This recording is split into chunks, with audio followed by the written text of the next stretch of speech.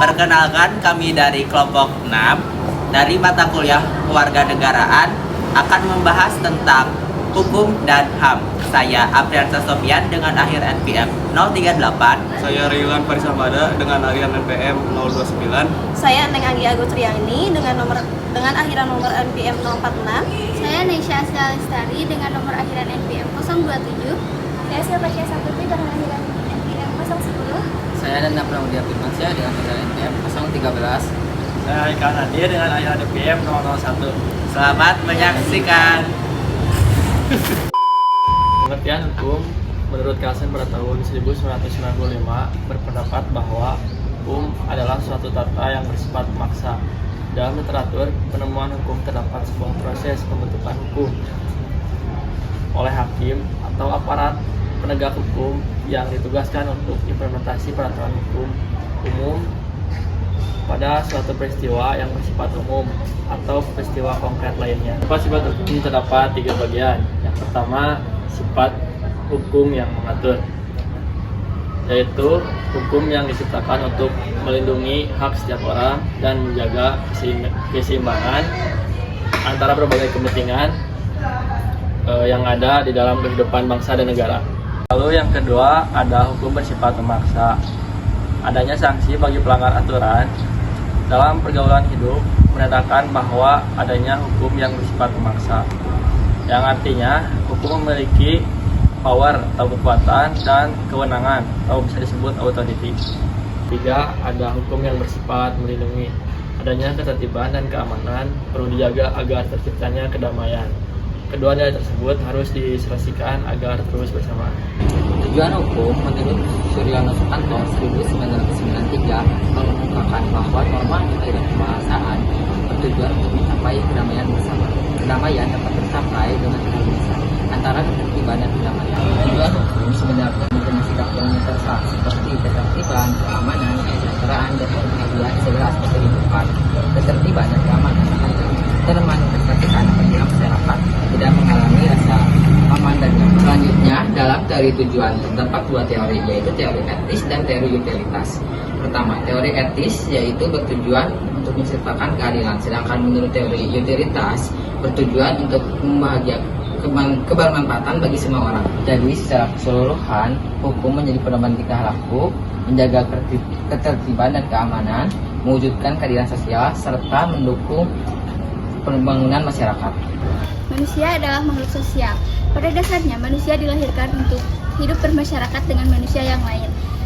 Ini menjadi sebuah analisis bahwa manusia akan terus membutuhkan manusia lainnya dalam mengarungi kehidupan. Kehidupan berbangsa dan bernegara akan terus berkembang secara dinamis, sehingga akan terus menimbulkan permasalahan yang terus muncul. Teori hukum adalah pemikiran tentang aturan hukum yang berlaku dalam masyarakat. Teori ini berisi kumpulan pemikiran tentang aturan hukum dan keputusan hukum yang saling berhubungan. Tujuan teori hukum adalah agar hukum memiliki kepastian, keteraturan, serta nilai dan dasar pemikiran yang jelas. Teori hukum sudah ada sejak zaman Yunani dan Romawi. Pada masa itu, para pemikir mulai membahas hukum sampai ke dasar filsafatnya. Dan seiring perkembangan zaman, teori hukum modern muncul dari pemikiran para ahli hukum dengan perbedaan cara berpikir dan fokus pembahasannya. Ada 4 teori dasar pengembangan hukum. Yang pertama, ada dari teori Yunani dan Romawi klasik. Teori ini menyebutkan bahwa hukum dibuat untuk menciptakan keadilan, keamanan, dan kesejahteraan. Ada 4 tokoh pemikirnya. Yang pertama ada dari Socrates. Socrates menyebutkan bahwa hukum adalah sarana keadilan. Lalu yang kedua ada dari Plato yang menyebutkan bahwa hukum harus berdasarkan kebijaksanaan.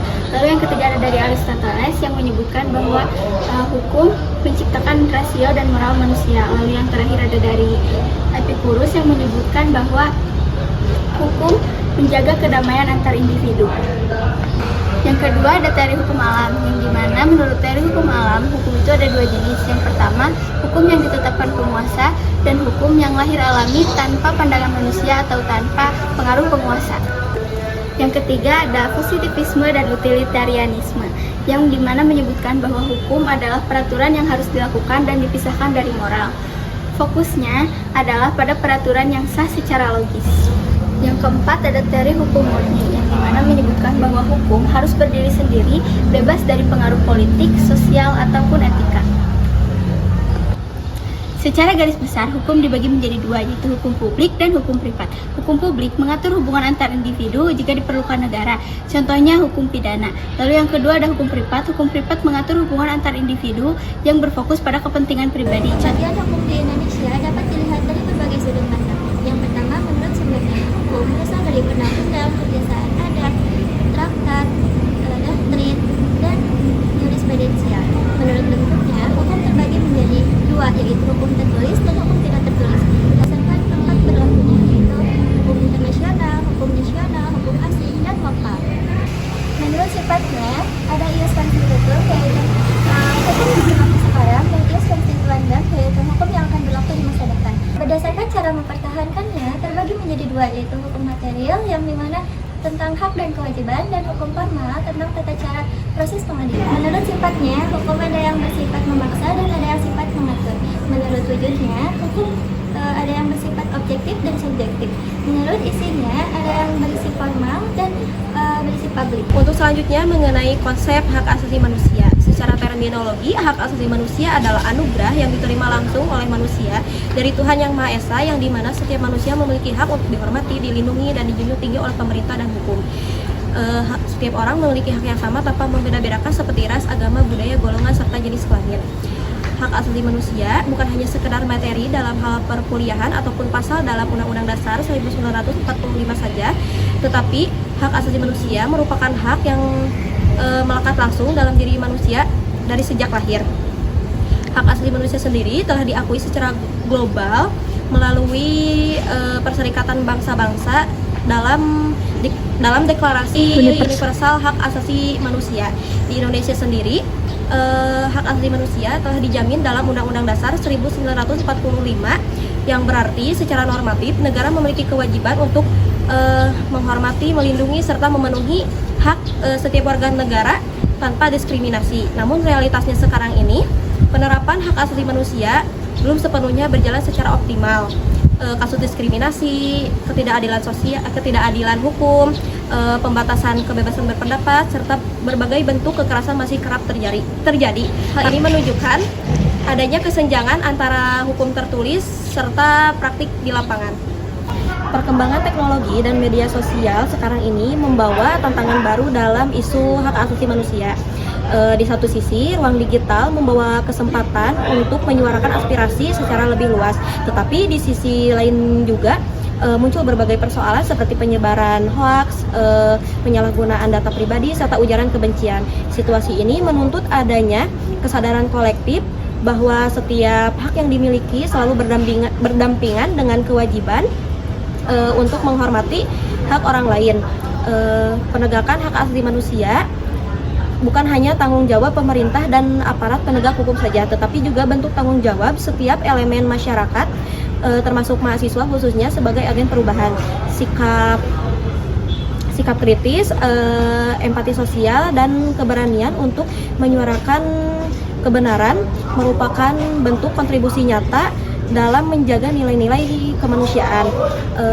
Dengan demikian, hak asasi manusia seharusnya tidak hanya berhenti sebagai konsep hukum saja, tetapi juga harus menjadi prinsip yang benar-benar diterapkan dalam tindakan dan kebijakan.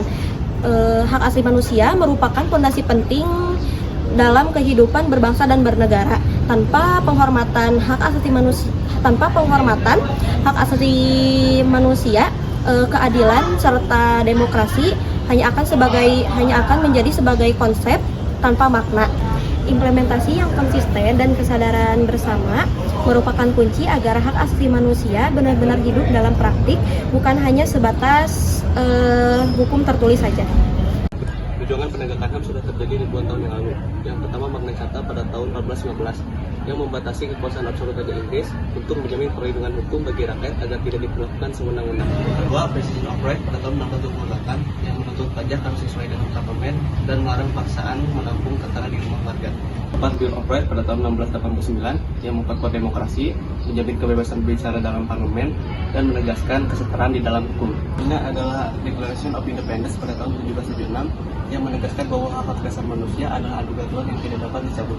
Selanjutnya adalah Revolusi Prancis pada tahun 1789, tentunya absolutisme dengan semboyan liberté, égalité, dan fraternité, kemerdekaan, kesetaraan, dan persaudaraan. Prinsipnya adalah Universal Declaration of Human Rights pada tahun 1948, yaitu pengakuan universal bahwa setiap manusia tanpa terkecuali lahir dengan harkat, martabat, dan hak yang sama. Perkembangan hak asasi manusia di Indonesia berawal dari sejak masa penjajahan. Pada masa itu, para penjajah Belanda banyak melakukan diskriminasi dan pelanggaran HAM. Pada masa itu terbagi menjadi 3 strata sosial. Yang pertama orang Eropa sebagai kelas pertama, yang kedua orang asing timur seperti India, Cina, dan Arab menjadi golongan kedua, sementara orang pribumi menjadi kelas ketiga. Pembagian strata sosial ini menimbulkan banyak sekali perlakuan diskriminatif yang mendorong bangsa Indonesia untuk memperjuangkan hak-haknya. Terima kasih karena telah menyaksikan video presentasi kami. Semoga bermanfaat. Kurang lebihnya mohon maaf. Wabillahi taufik wal hidayah. Wassalamualaikum warahmatullahi wabarakatuh.